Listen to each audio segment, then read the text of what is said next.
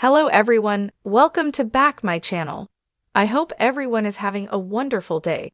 Before starting the video, please go ahead and hit the subscribe button. Nikki arrives at the Abbott house, where Jack tells her he doesn't think he can salvage his marriage to Diane. She's sorry. Nikki says she's worried about him. I worry that you might turn back to pills to numb your pain. Jack is offended. Nikki says his marriage fell apart publicly. There's also the situation with Kyle, and Jabot is in disarray. Now she worries that the night in the hotel room was the beginning of his troubles. Jack gives her his word that he will not turn to pills.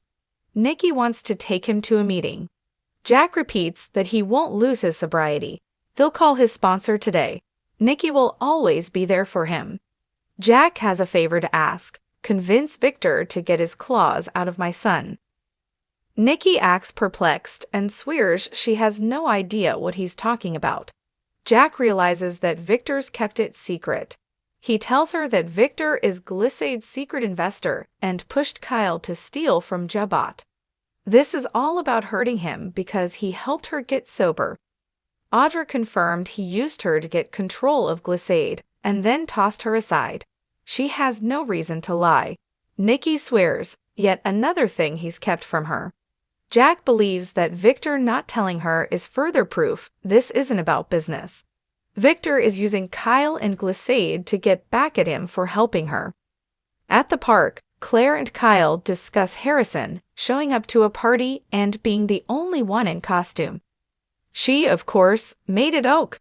Kyle says his son really trusts her. Claire asks if he trusts her too. She can tell something's bothering him. Kyle doesn't want to burden her. Claire might be able to help. Kyle says it's about the huge fight his parents had. It was so bad, his mother moved out and his father fired her from Jabot. When he confronted her, she doubled down. How could they have been so wrong about her? Kyle tells Claire that his mother came back for money and power, not him and his father. He doesn't know why he was stupid enough to think she'd changed.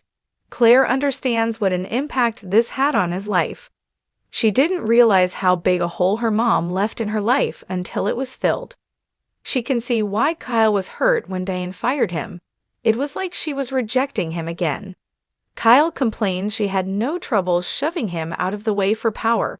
She chose her ambition over him and his dad. I could see the pain in his eyes. Claire is sure she must love Kyle.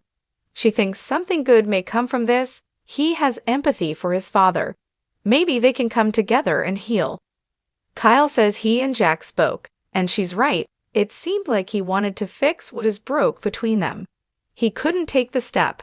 His pride got in the way. Claire thinks he maybe needs time to process all this. Kyle says this split feels off. Claire thinks she has an idea why Diane did what she did. In her suite at the club, Diane pours a drink. A knock comes at her door. It's Tracy. Diane invites her in, and Tracy says she's there as a concerned sister-in-law and brought her some profiterole. Diane tells her to enjoy the honeymoon phase with Alan. It won't last. Tracy thinks there must be a way to heal the rift between her and Jack. Diane says they're done. The best thing she can do is stay out of it. Tracy's never seen Jack act like this. Diane thinks his anger is warranted. She did come back with an agenda, and she almost got away with it. Tracy doesn't buy it.